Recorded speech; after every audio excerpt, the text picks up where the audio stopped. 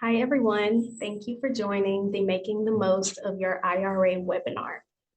Before we get started with today's presentation, I'm going to go over a few housekeeping items. First, this session will be recorded for redistribution.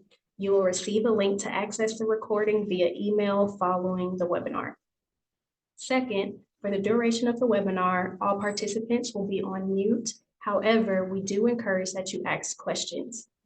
If you would like to ask a question, please use email to do so. You can send your emails to the email presented on the screen, webinars@lplfinancial.com. We will be answering all questions at the end of the session, but would welcome you to submit questions throughout. At this time, I'm going to turn it over to Steve Gilbert with Prudential to get us started with today's presentation. Great. I want to start out by thanking you, Mahogany, and certainly thanking LPL for this opportunity.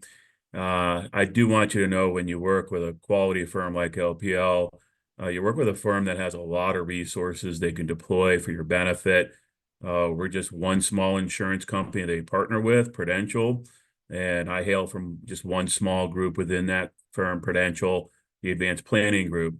We're a bank of attorneys, CPAs, and CFPs that work with LPL advisors and helping their clients with their gift and estate tax goals, income tax planning. Mostly what we do is help people prepare for retirement. So we do a lot with Social Security planning and retirement, healthcare planning and retirement, and certainly help clients with their trust cases. Now, today we're going to have a conversation about making the most of your IRA. And I think this is an important conversation that many people do not spend enough time working with. And the bottom line is when it comes to the rules around IRAs, they change constantly. Actually, we'll talk a little bit about that. For many of the people that we work with, their IRA may be one of the biggest parts of their overall retirement income plan. And let's face it, knowledge is power. We all know this. And understanding the IRA marketplace better can do two things. One, it can help you prevent from making some mistakes that we see commonly made, but maybe a little bit more importantly, understand where the opportunities are to further our financial cause. If you think about IRAs, they've been around since the early 1970s. We're going to talk several forms of IRA, but we'll talk about two main forms of IRA today, and that's traditional IRAs that came out in the early 1970s, and then the more recent adoption of the Roth IRA. Believe it or not, didn't come into effect until the mid-1990s. But let's put a little bit of context around IRA planning and retirement income planning. And you can probably look at my face and realize I've been doing this for a while. It's approaching 30 years, believe it or not. But my point here is that things have changed a lot in that 30-year period. When I helped people 30 years ago, I'm not saying retirement income planning wasn't important to them. It was darn important to them, but it was different. And what I mean by that is the people we sat with 30 years ago had a very good chance of having a solution from their employer for income and retirement called a defined benefit pension plan. The vast majority of people 30 years ago had a defined benefit pension plan, meaning their employer was part of the solution of generating income in retirement. Social Security was on a pretty good footing, and you didn't have the risk of picking up the paper any given day, reading about the insolvency issues. And I'm not here to tell you that it wasn't important. Retirement income planning was important to these folks. There's no question about it. But what I am saying, it was a little bit easier. Once accounting for defined benefit pension income and Social Security income, a lot of times what we're doing with the nest egg is just kind of filling in holes and gaps. That's obviously not the world we live in. You know that. When it comes to defined benefit pension plans, they have become extremely rare. For a current worker, it's estimated only about 15% of current workers have a defined benefit pension plan. So that's a part of the solution that for many just isn't there anymore. I'm sure you're tired of hearing about Social Security and its insolvency issues, but it is true. The last report says that Social Security will deplete in about year 2035. And at that point, have a fraction of the revenue required to pay benefits. The main point of this conversation is things have changed, and a lot more of the responsibility is on us as individuals to make sure that we manage our nest egg appropriately to generate larger and larger portions of the income that we need to count on in retirement. Now, when we look at the conversations we have year in, year out regarding IRAs, they tend to be lumped around particular issues. First of all, issues around getting money into IRAs, so issues regarding contributions and rollovers, issues regarding distributions from IRAs, whether it be a standard withdrawal, whether earlier in life or later in life, or the required distributions that the government requires that start generally for most these days around 73, and for those born after 1960 when we turn age 75, but they're called required minimum distributions. They're not our choice. They're a requirement, like the name says. And then certainly, given recent legislative changes, which we'll talk a little bit about, things have drastically changed when it comes to planning for the ultimate beneficiaries that receive our IRAs. And then certainly we'll talk a little bit about Roth IRAs and some issues particular to them. But let's go ahead and get started. And the first thing we'll talk about is some of those legislative changes that I was talking about. And this may or may not be familiar, depending upon how closely you pay attention to these types of issues. But we did have the Secure Act that came and was passed in the later part of the year in 2019, actually in December. I remember because I was reading tax law and over Christmas. But the bottom line is the Secure Act made several changes. Maybe not all that applicable to everyone on the phone quite here, but they did increase the tax credits available for small business owners. A lot of sometimes the problem with retirement income planning is a lot of these small businesses don't offer plans. So they put some carrots out there under the Secure Act, offering larger credits for small business owners that establish employer-sponsored retirement plans through their business. But probably a little bit more applicable to us is they did repeal the age limitation for IRA contributions. I don't know if you remember this or not, but and at this point, it seems almost unbelievable that it existed. But there was a point in IRA tax law where once you reached a certain age, they just told you couldn't contribute anymore. Now, in today's world, I think we just call that flat out ageism. And I think they felt that way too, and they did get rid of that. So believe it or not, it doesn't matter how old you are. You can still contribute to an IRA. The only thing that'll trip you up is you do need earned income. You need work, essentially. Another provision that came in under the Secure Act is it did push out those required distributions. Some of you may remember in years past, required distributions weren't required until after attaining age 70 and a half. This original Secure Act made it 72. No one cares anymore because Secure 2.0 pushed it out to 73, which is kind of where it sits now. But also under Secure 2.0, it pushed the RMD age out to 75 for those born 1960 or later. Now, we will talk about early distributions from IRAs, which generally invokes a penalty tax, a 10% penalty tax. The Secure Act did create a waiver for distributions prior to 59 and a half for birth and adoption up to 5,000. So that's a little bit of a newer exception. And then we'll talk a little bit about how the Secure Act massively changed how IRA assets are passed to the next generation. But we'll take a little bit of time later and talk about that. But let's talk about, getting money in and some of the things that we see go a little bit awry. And one of the things is we tend to find that folks are not aware that once they attain age 50, they can put a little bit more in their IRAs than otherwise. Right now, about the maximum you can contribute to an IRA, whether it's a traditional IRA or whether it's a Roth IRA, is about $7,000. But if you are over age 50, you could contribute a little bit more. It's about $1,000 if you're over age 50 that you can contribute additionally. Or another way to think about it, if you're over age 50, you can contribute up to $8,000. Again, assuming you have the earned income required to do so. So that's an opportunity that's commonly missed. You think about a typical couple, that's $2,000 of additional contributions that oftentimes are missed. Because folks just don't understand there is an ability to put a little bit more in once they attain age 50. Another common mistake we see is folks kind of coming to us and saying, hey, I can't contribute to an IRA. And we kind of scratch our heads and go, well, again, the only thing you need to contribute to an IRA is earned income. So why is someone telling you can't contribute? And a lot of times it's a little bit of a crossed wire. There's a difference between flat out not being able to contribute to a traditional IRA and then being able to contribute and take a deduction. Those are two different things. And a lot of times what happens is someone might be a little bit higher level of income, so they can still contribute to an IRA, but they won't receive a deduction. That's not the same as not being able to do it. All that means is you can contribute, you just won't get your deduction.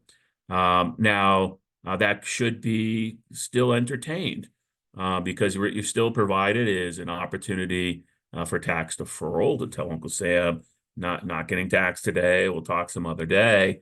And what it also does is it builds a little pool of non-taxable dollars in your IRA, which become available to you upon distribution, generally after age 59 and a half. So it's something that people should at least stop and consider to see if it's the right thing for them. Also, as I mentioned a little bit earlier, folks not thinking they can contribute once they reach age 73. Like I said a little bit earlier, 73 is typically the age at which required distributions are mandated by the IRS. A lot of people are still under the old misconception that, oh, you know, when I get to be age 73, I can't contribute to an IRA, but that's not true. The Secure Act changed that, and you can contribute after age 73 as long as you have that earned income. And then one of the bigger things that we see happen out there is spouses not contributing to a non-working spouse's IRA. So sometimes you might have a situation, it's a little bit more rare these days as time goes on, but you might see a situation where one spouse is the predominant earner and the other spouse isn't working for whatever reason it is, raising families or whatever it is. And a lot of people are in the misconception of, well, Steve, you told me I need earned income to be able to contribute to my IRA. So I guess only the working spouse can contribute to their IRA. And I guess the non-working spouse can't because she doesn't have earned income. That's actually not true as long as they're married filing jointly. If you're married filing jointly, essentially the way the IRS looks at it is, well, you're a unit, you're working together, and that non-working spouse can use the earned income from the working spouse to make the contribution to their IRA. So that non-working spouse can contribute to the IRA as long as the working spouse has enough earned income to support the contribution. That tends to be a bigger mistake because obviously the contribution limit for someone under 50 is $7,000, over 50 is $8,000. So that's a missed opportunity to contribute potentially up to $7,000 or $8,000. And that's, you know, an annual kind of thing.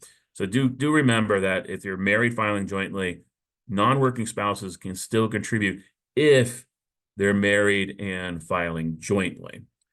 Now, some of the other mistakes we see regarding contributions is not only not contributing enough, so maybe not contributing the maximum, the 7,000 under 50, the 8,000 over 50, but sometimes we see folks a little bit stickier where they're contributing too much, and they create a situation where there's an excess contribution. Now, you may wonder, like, well, how do people get into this situation? Well, certainly, you know, if you're over 50, you contribute $8,000, but you decide to contribute $9,000, you know, maybe you have a couple of IRAs kind of spread out places, so you lost track or something. Well, that'd be an excess, right? The max you can put in is $8,000. You put $9,000 in, you would exceed the annual limit, and that would be an excess. Maybe you want to contribute to your IRA, but you don't have earned income. You might have a nice Social Security check, you might have a nice pension check, you might have some investment income coming in. But if you don't have earned income, you just can't contribute to the IRA. Or sometimes we see folks roll over amounts that just aren't eligible. So generally, as a golden rule, if you take a distribution from an IRA, it is generally eligible for rollover to another IRA or back to the same IRA. But there are exceptions to that. Required minimum distributions are one of them. When we understand why Uncle Sam does this, he eventually wants his tax dollar from that IRA account. So he requires a distribution so he can tax you. So why would he allow you to roll it over and avoid the tax? And the point is they don't. An RMD is not eligible for rollover. We'll talk about what's called a series of substantially equal periodic payments in a few more slides when we talk about the 10% penalty for early distributions. But one way to think about a series of substantially equal periodic payments is that it's essentially an early RMD, is one way to think about it. So it's ineligible for rollover. It's essentially distributions based upon life expectancy, the same way RMDs are. And as a result, if you're taking a series of substantially equal periodic payments, those distributions are not eligible for rollover. And then if you take your IRA and annuitize it, turn it into a stream of income, that stream of income is also ineligible for rollover. Or Roths are very specific. Once you get to higher levels of income, you just aren't allowed to contribute to a Roth IRA. So certainly if your income was too high, we are not allowed to contribute to a Roth IRA, but you did it anyways, that would be an excess contribution also. Now you might be wondering, well, what's the big deal about an excess contribution? So I have a little bit extra in my IRA. What's the problem? The problem is the 6% penalty. For every year you leave that excess in the IRA, Uncle Sam wants to charge you a 6% penalty. So 6% might not seem like the biggest amount, but if it's applied year after year after year, it could be a pretty onerous situation. Now, another way to get money into the IRA, of course, is to roll over into the IRA. This typically would happen from an employer-sponsored plan like an IRA. Now, we do see, unfortunately, pretty significant mistakes when it comes to rollovers.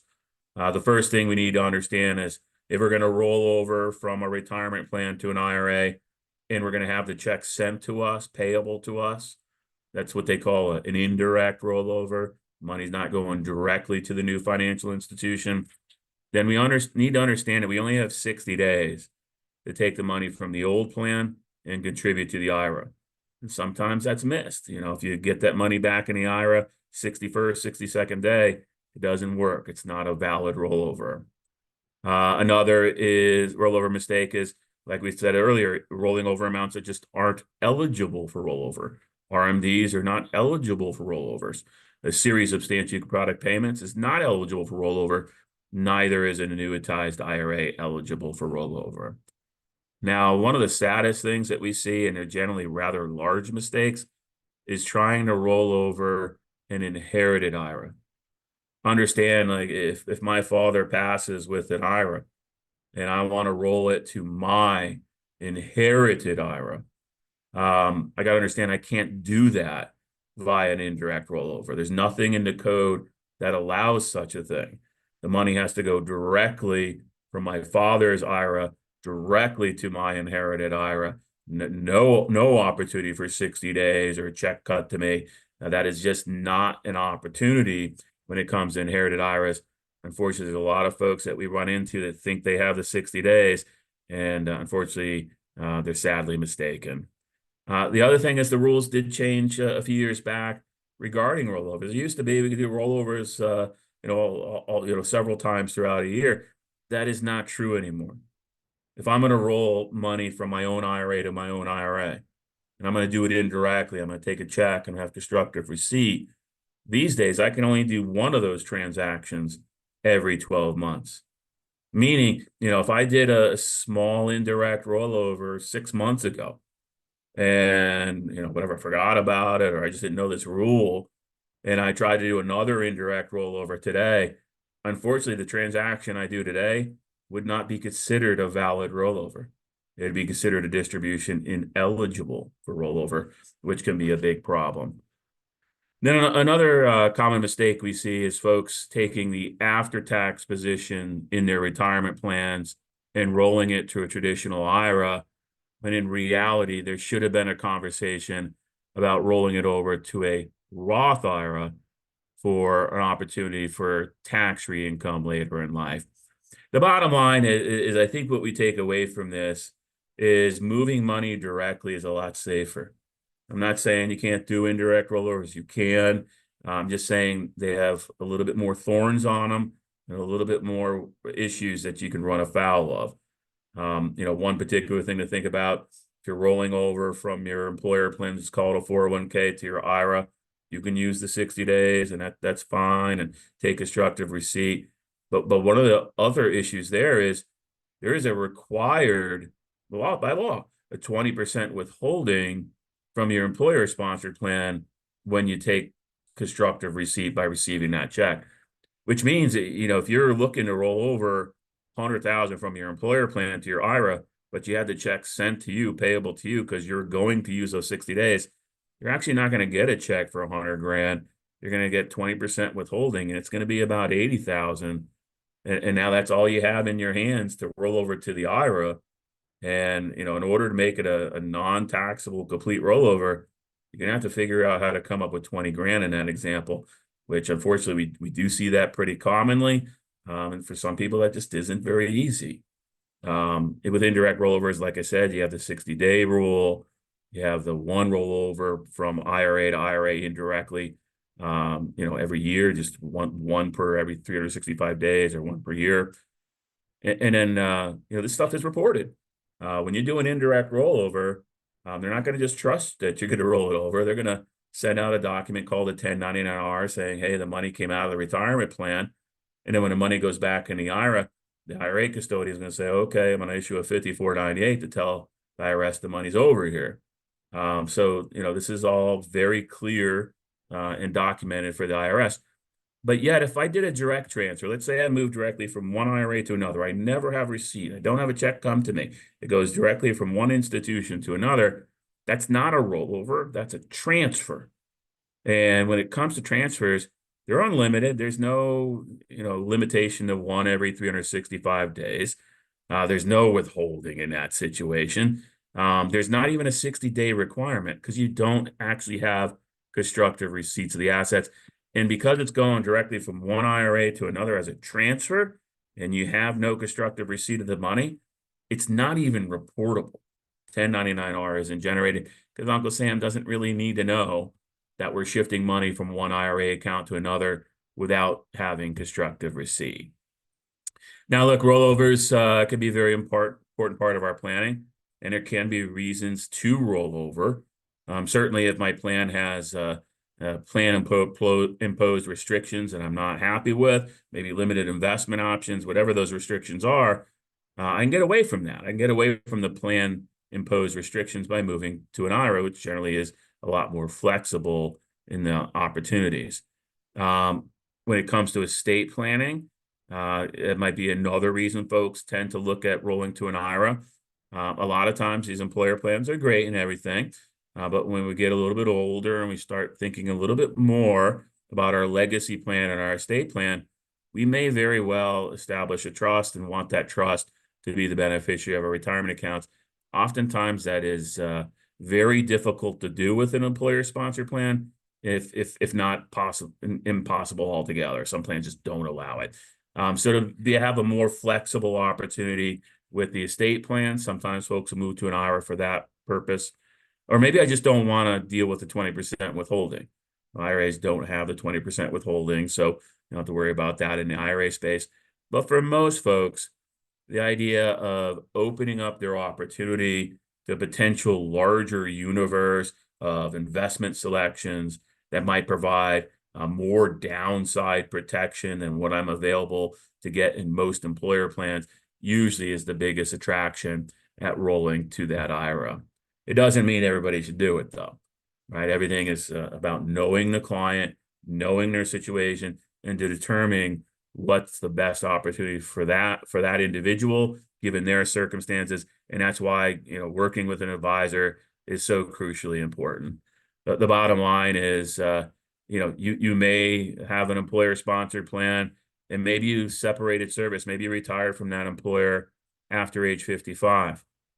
Well, look, we're going to talk about the 10% penalty for taking distributions prior to 59.5 from an IRA, but you might be able to get away from that, except that penalty in the case of an employer-sponsored plan, and that's specific to if you separated service after 55. If you're chugging along with your employer, and let's just say you separate service from them at age 56, you can take money out of that employer's retirement plan without a penalty. Yet if you rolled it to an IRA, because you're under 59.5, you'd have a penalty. So that doesn't happen very often. It's a very narrow window of importance, age 55 to 59.5, but it does come into play, and it's important to the people that it does affect. Also, we talked a little bit about required minimum distributions. We'll talk a little bit more about it in a minute, but required minimum distributions generally start these days around age 73, or for those born 1960 or later, they'll start at age 75. But the bottom line is, in an IRA, when I reach my required beginning date, that's it. I have to take the distribution. That may not be the case with an employer plan. So, God forbid, but let's just say that I'm still plugging away at 76 at Prudential. Would I have a required minimum distribution for my Prudential plan? And the answer is no, because I'm still working. When it comes to an employer plan, the way the IRS states it is, when you need to start RMDs is the later of the attainment of the appropriate age. So in my case, it would be 75, and separation from service. So obviously I haven't reached the later of, because I'm still chugging away at age 76. So I would not have to take my RMD. Now, be careful of that, because some people still would. If I happen to look, I wouldn't be on his webinar if this was true, but if I happen to own more than 5% of Prudential, then I wouldn't get that waiver of having to take the RMD. And then some plans, the plan document, some plans will literally write into it, yeah, we get the idea that the IRS will give you a waiver, but our plan still requires you to take the distribution. But understand, from a straight IRS tax perspective, if you're not a 5% owner of the business, and even though you're past the required beginning date from an age perspective, if you're still working, you can delay the RMD, which can be important to some people's planning. Now, we're not going to get too deep into NUA. That could be a whole hour conversation in its own right. But what I will say is if we're entertaining a rollover and we know that we have a good position of company stock in that plan, then we need to pump the brakes, talk to our advisor about something called net unrealized appreciation, or we tend to shorthand it to NUA in the business. But what we need to understand, we need to pump the brakes. We need to talk about that stock with our advisor, because we may be able to release a more favorable long-term capital gains treatment as opposed to ordinary income treatment. And then when it comes to ERISA-covered employer plans like 401ks, ERISA provides very good creditor protection. So if we're maybe in a litigious occupation, or maybe something's going on in our life where we're concerned about creditor protection, then we need to understand that employer plans covered under ERISA have very good creditor protection. So that would be another consideration. Now, I keep mentioning this 10% penalty, so let's get into it in earnest. Yes, generally, if you take a distribution from your employer plan or from your IRA prior to age 59.5, there is a 10% penalty that's generally applied. Essentially, what Uncle Sam is saying is, look, I'm giving you some tax breaks here because I feel that you're saving for your future, saving for your retirement. And if you kind of break that contract with me and you start taking money prior to age 59.5, I'm not happy.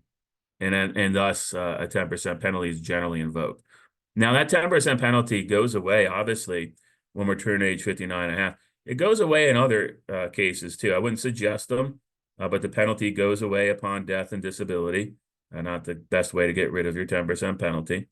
A little rosier is they do waive the penalty for distributions for your first time home purchase, limited to 10 grand. That's a little bit better. Certainly not that great. You can have massive medical bills. If your medical bills get to the point where they exceed 7.5% of your AGI or 7.5% of your income, then you can get a waiver of the penalty, but I wouldn't suggest going that route. Another more cheery way to get rid of the 10% penalty, you can go educate your kids, your spouse, yourself. There is a waiver of the 10% penalty for distributions used for educational expenses. Another one I wouldn't suggest, getting unemployed and then trying to figure out where you're going to pay your health insurance premiums from. But if that is the case, if you're unemployed and you're scratching your head, how the heck am I going to pay for health insurance premiums? There is a waiver of the 10% penalty for the payment of those health insurance premiums. And then the last one, which is basically the only one that we tend to work with in any great quantity, and I referenced it earlier, is a series of substantially equal periodic payments. Essentially what this is Uncle Sam understands. So some people do a very good job preparing for retirement. And maybe they're 55 and they've done the work necessary to be able to retire at age 55. Essentially what the IRS says is, well, we're not going to give you a penalty for being well prepared, but you got to follow our rules.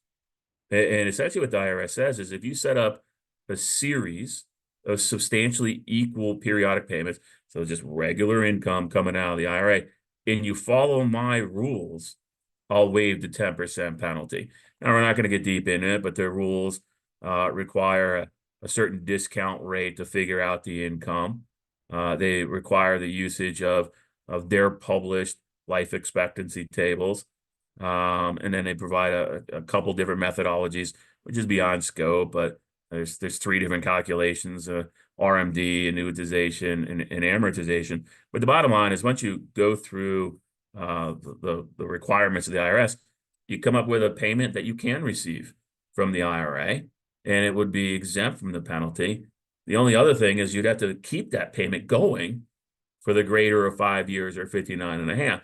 So that you got to prove to them that this really is a series of substantially equal periodic payments. But sometimes that can work very well for folks that are prepared earlier in life to get away from that penalty. Another mistake that we see is people not preparing for taking income out of IRAs later in life in retirement, and not planning for potential market downturns. And the bottom line is, it's not a matter of whether a downturn will occur. It's just a matter of when. The bottom line is, a bear market defined as a 20% loss from peak to trough, they occur, okay? And the bottom line is there's been about 12 of them since 1945. The average bear market loss is about negative 35%. Historically, they last about 16 months on average. And historically, it takes a little over 2 years to recover from the typical bear market. Now, we're not here to create concern and get you all worried, but what we're saying is we shouldn't go in to maybe 30 years of retirement thinking these things never happen. That's not a reasonable way to enter into retirement. The way to enter into retirement is to understand these occur, but to come up with a plan so that we have a strategy if this type of thing occurs. And particularly remember, particularly when it comes to our traditional IRA, it's not if we take income, it's again when. We might be all set with other sources of income, but even if we are, it's not our choice whether we take income from an IRA. We will be forced at some point. 73, that require distribution for many, 75 for those born 1960 or later. And the bottom line is, a lot of folks don't necessarily gravitate to understanding the mathematics of loss right away. And we're not going to cover everything here. We don't have that much time, really, but if you just kind of concentrate on this 20% loss section, I want you to think about this. You put $100,000 in investment and you lose 20%. Where are you? You're at 80 grand, right? 100 grand, 20% 100 grand, 20% loss, you're at 80 grand. Okay. Now I have 80 grand in my account. What kind of positive return do I need to get back to my 100,000? And if you think about it, it's kind of the 0% column we're looking here attached to that 20% loss. If I'm at 80 grand, I want to go back to 100 grand. Is 20% going to cut it? The answer is no. That's not how the mathematics of loss work. I need to have a 25% increase to get back to where I was. So a 20% loss requires a 25% gain to get back to where I started. And believe it or not, the mathematics of loss work against us when it's a paper loss. There's nothing realized there. But imagine if we are taking distributions, whether it's us taking distributions to supplement our income in retirement, or whether it's the government forcing the distribution. That's not a paper loss anymore. With every check that goes out when markets are down, we're locking in losses, and you have an issue that we call sequence of returns working against you. So if you kind of look at that 20% loss instead of a 0% distribution, look at a 4% withdrawal rate, and now you need north of 40% to get yourself back to even keel because of that effect of locking in those losses as markets drop. So these things, they should be planned for, and they can be planned for. And all it really involves is a conversation with your advisor regarding some of those strategies. And one of the questions, you may have seen stuff on this before, is, well, okay, if we have these risks, if we have, a potential market risk issue, we have a potential, what we call sequence of return issue, then what should I consider to be a reasonable withdrawal rate from the IRA? And look, people are all over the map on this. There's a nice gentleman named Bill Bengen, who started out saying 4%. He's moved that number several times since then. Some of the more current research is saying it's significantly lower. And the bottom line is, what I would suggest is, yeah, anytime you have a gold rule thumb in the air, this works for everyone, is about the individual that we're working with. Why would the withdrawal rate be the same for everyone that we work with? It just doesn't make sense. Some of our clients have very high levels of pension and Social Security income. Should their withdrawal rate really be the same as the next client that comes in who doesn't have a pension and doesn't have much in the way of Social Security benefits? It just doesn't make a lot of sense. But the bottom line is, it's not our choice once we reach age 73, or for those born 1960 or later, 75, because the government's going to force you to take distributions out of your traditional IRA. And at age 73, it starts at about 3.77%.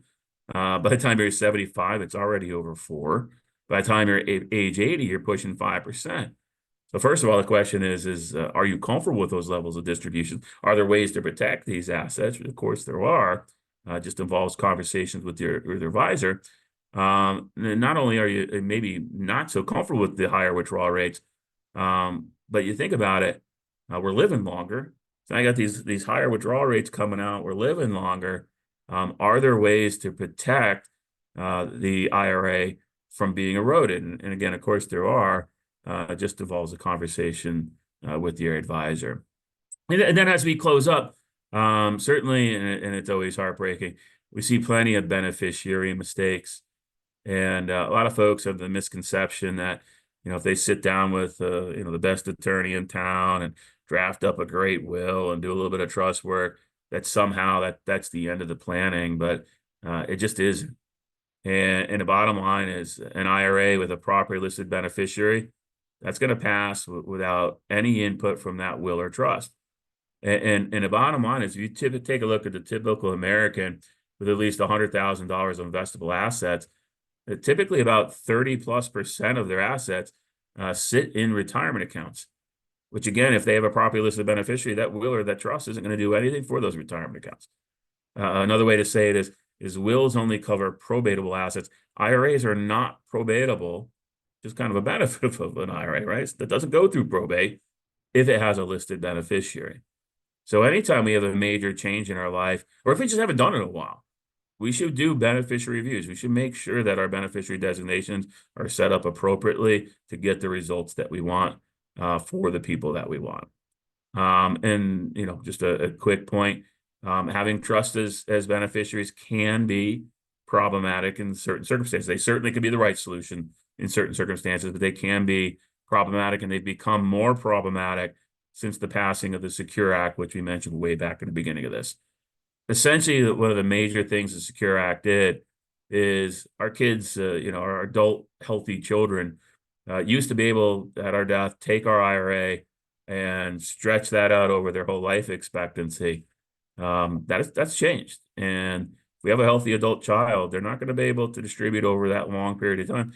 They'll have to distribute over a shorter 10-year period, which is an acceleration of income. Well, the point with that is, if we make a trust as beneficiary and all the income needs to be spent out in 10 years, you got to wonder what kind of real protection we're getting from the trust. Vice versa, we build another form of trust called accumulation trust. So now the trust can hold on to those IRA assets.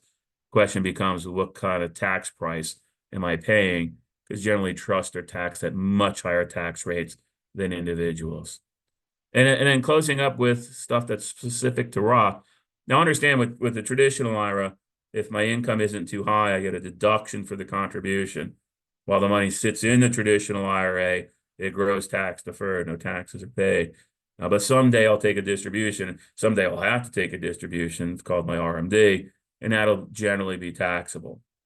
With a Roth IRA, it's kind of the opposite, okay? If I want to contribute to my Roth IRA, I don't get a deduction today, so I don't get a tax break today. But it'll grow tax deferred while the money's sitting in the Roth IRA. But then again, if I distribute it the right way, which essentially means after 5 years and after attaining age 59 and a half, all the growth will come out tax-free. And that's the decision between a traditional IRA and Roth IRA. But because Roth IRAs have this opportunity, this tax-free opportunity to grow assets and then provide tax-free income in retirement, they don't feel everyone should be able to do this. So there are income limits. And if you're a joint earner and you exceed $240,000 of income, they just don't think you should have this tax-free opportunity. If you're a single owner and you're over 161, then again, they just don't think you should have this tax-free opportunity. Now, sometimes, like I mentioned earlier, someone will, maybe not knowingly, contribute anyways. They might make $250,000 joint. Well, they can't contribute to a Roth IRA. What if they do it anyways? Well, like I mentioned way back, that would be an excess contribution, not able to do that. Excess contribution can be fixed a lot of ways, but one way that people tend not to understand is they can recharacterize that contribution. So yes, you make too much money, you can't contribute to a Roth. You are allowed to recharacterize that Roth IRA contribution into a traditional IRA contribution, although most likely not deductible, still able to contribute to that IRA just without the deduction. And that might be a little bit better than some of the alternatives to removing an excess. Another way to increase the portion of your assets that are in a potential tax-free opportunity like a Roth is to convert traditional IRAs, or for that matter, retirement dollars, into Roth.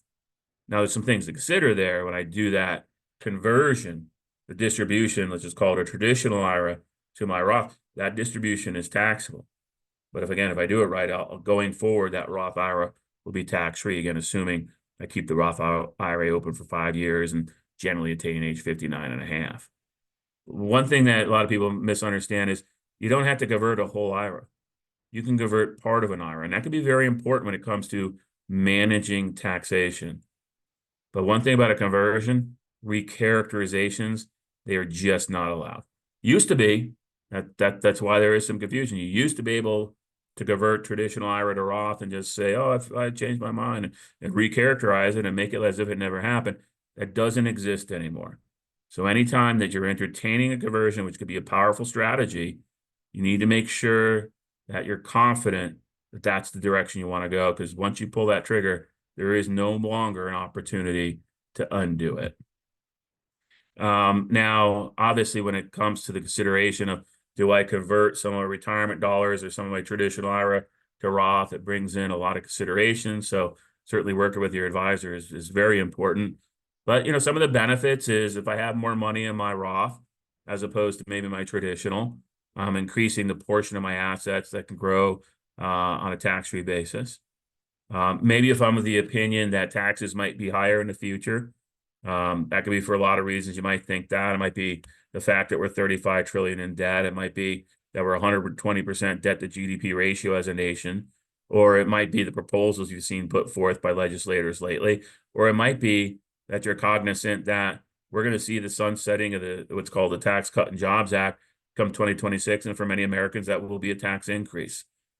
So maybe what you're looking to do is convert today to have the recognition of taxation today in what might be perceived as a lower tax environment to stave off the recognition of taxation in a potential higher tax environment in the future. Certainly, from a leaving assets to the next generation, from an estate planning perspective, leaving a tax-free Roth IRA to the next generation would certainly be a lot less tax onerous than leaving a fully taxable traditional IRA. And understand all this conversation about Roths we had, about RMDs that we've had, those are only applicable to traditional IRAs. So if I have more Roth dollars and less traditional dollars, I'm increasing the portion of my portfolio that is not subject to RMDs. Roths, IRAs, at least while we're alive, do not have RMDs, but of course the traditional IRAs do. Doesn't mean everybody should convert. Obviously, the sooner you do it, generally the more powerful. So the time horizon is important. Obviously, the more tax-free growth I get because I did it sooner, the more powerful it is. There is a conversation about where are my tax brackets today versus where they are tomorrow. And we might make some generalization about what the tax system might look like, and maybe we're going to have a higher tax environment come 2026. But that doesn't mean that that is true for you, right? It's all about knowing the individual and given your circumstances, what your taxes look like today and what they potentially look like tomorrow, and then deciding whether that conversion makes sense. And another thing I would say is, if you're going to dwindle down the IRA assets by using the IRA dollars to pay the tax for the conversion, I would say generally, most of the time, that just doesn't provide a great value proposition. Usually the biggest benefit of Roth conversion is taking outside taxable dollars, using those to pay the tax for the conversion so that you can keep your IRA intact and increase the portion of your IRA that potentially will grow tax-free. So like I said, we see issues and opportunities in all levels of IRAs, whether it be money coming in through contributions or rollovers, whether it be problems with withdrawals or distributions, or certainly RMDs, or certainly leaving assets to the next generation and Roth IRAs. The bottom line, I know it's a lot to digest, but again, things change on a regular basis. The bottom line is we've seen several pieces of legislation come through and change how the taxation of IRAs work. Heck, like I said, Roth IRAs didn't even exist prior to 1996. We saw the Secure Act, the Secure Act 2.0. So we see significant changes in tax law regarding traditional IRAs and retirement planning. And again, for a lot of our clients, one of the biggest portions of their overall retirement income plan may very well be coming from their IRA positions. Because the bottom line is we might have a lot of money in our retirement plans currently, but the vast majority of those retirement plan dollars, ultimately, in the majority of the cases, ends up in that traditional IRA. So a lot of times the IRA is the biggest portion of that overall retirement income plan. And like I said, the real point is knowledge is power. Hopefully you're a little bit more knowledgeable about the IRA space today than you were when you came in. But the bottom line is knowledge is power for two reasons. One, hopefully maybe something you learned today keeps you from making a mistake with your IRA somewhere down the line. Or probably more important to me, maybe you see some of the opportunities that you might not be taking advantage of now and may want to talk to your financial advisor about. So again, I just want to thank you for your time.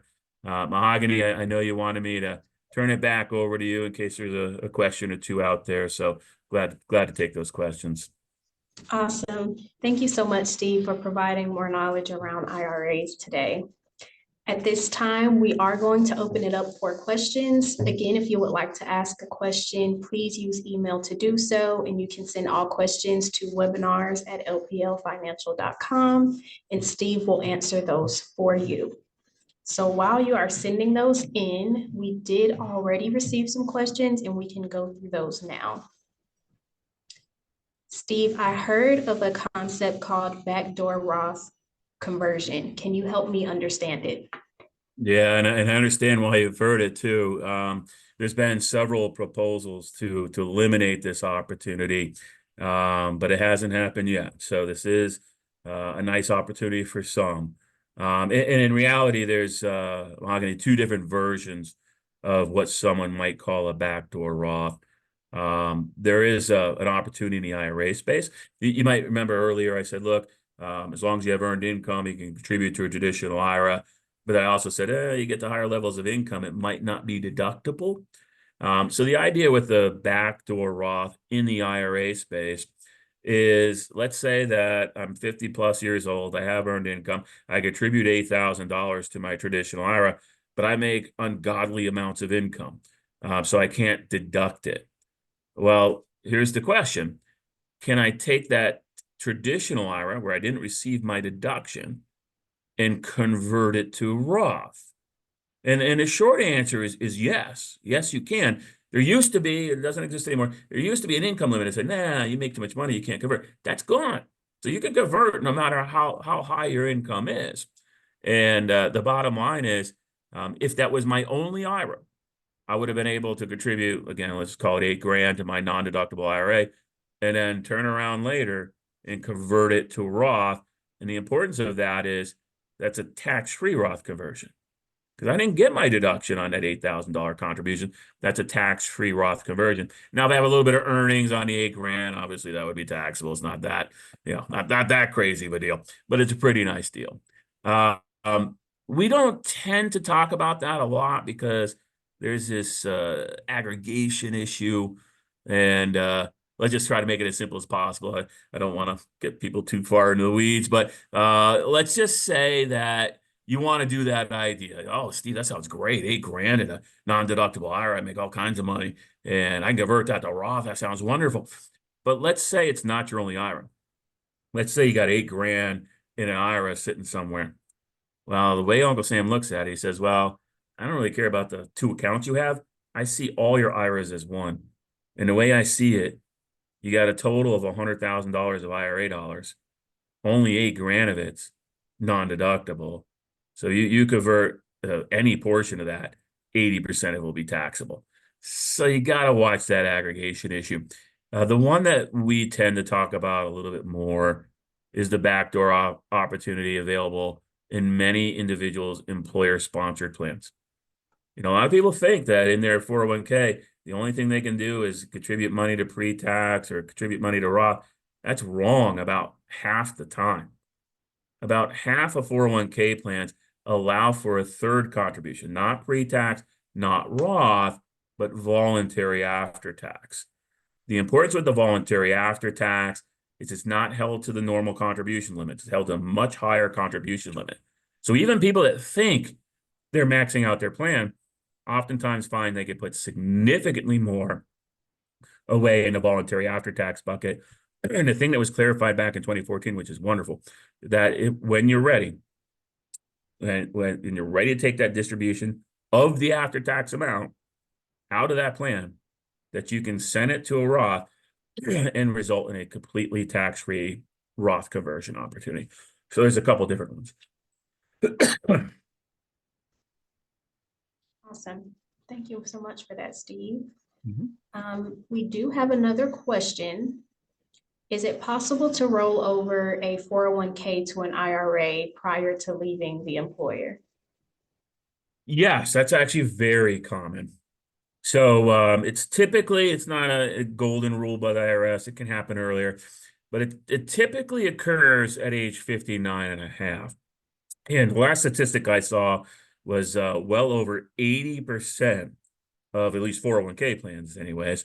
Over 80% of 401k plans do allow for what they call an in-service distribution. So you don't have to leave service, you don't have to retire or switch jobs or anything like that. 80% of plans allow for an in-service distribution, which allows you to take distributions from your 401k plan and roll it to most likely an IRA in that case. So about 80%, it's not 100. So if you happen to work for one of the employers that is in that 20%, I'm sorry, but about 80% of plans do allow an in-service distribution. And again, you might do that just to have a better flexibility in what options you have as far as what you're able to invest in and how you're able to protect. Thank you, Steve. We're going to do one last call for questions before we wrap things up. So again, please feel free to email webinars@lplfinancial.com. And we do have another one, Steve, that we got in. I understand that recent changes in law have changed options for beneficiaries. Can you explain those changes? Yeah, certainly. I know in the presentation it was kind of a little bit glossed over, but I did mention that the Secure Act came through and was passed in the December of 2019. Secure Act did a lot of things, and we kind of went through some of those bullets. But one of the biggest things it did is change what options beneficiaries have when they take over the IRA upon our passing. I think I might have alluded to it earlier. It used to be in the past, if our healthy adult child was taken over IRA, they can literally spread that tax liability over their entire life expectancy. We used to call that an inherited IRA, a stretch IRA. It'd be stretched over their entire life expectancy. For our healthy adult kids, that's not possible anymore. Essentially what SIPC said is, well, look, we're not interested in you spreading your taxes out over that number of years. We'd prefer that you recognize the full tax bill within a 10-year period. So now for our healthy adult children, they can't distribute over their life expectancy. They have to liquidate the IRA within a 10-year period. And the way they define that is by December 31st of the 10th year following the year of death. So it's a full, 10-year period. But that is a massive acceleration of recognition of income in a much shorter period of time. Many people are not aware of it. They haven't thought about the tax consequences. A lot of times when we pass, our children are probably going to be in some of their highest earning years of their life. They'll probably be in the tail end of their careers, given a normal life expectancy. So they'll already generally be in the highest tax situation of their lifetime. And then what Uncle Sam is saying, oh, on top of that, you're going to recognize all of this income from the traditional IRAs much quicker than you would have otherwise. And a lot of times that results in these kids, you call them kids, but they are kids to the parents that just died, skipping in the higher tax bracket. So, there are a lot of planning opportunities around that. Some of the Roth conversion ideas can be part of that planning process. Awesome. Thank you again, Steve, so much for your knowledge today on IRAs. And as we wrap, if you have any additional questions or would like a more personalized conversation about IRAs, please contact the financial advisor that invited you to today's session. And at this time, I want to thank you all again for joining the webinar today. I hope you all got a lot of value out of it, and I hope everyone has a great rest of your day. Thank you. Take care, everybody. Again, thanks for the opportunity. Thank you, Steve.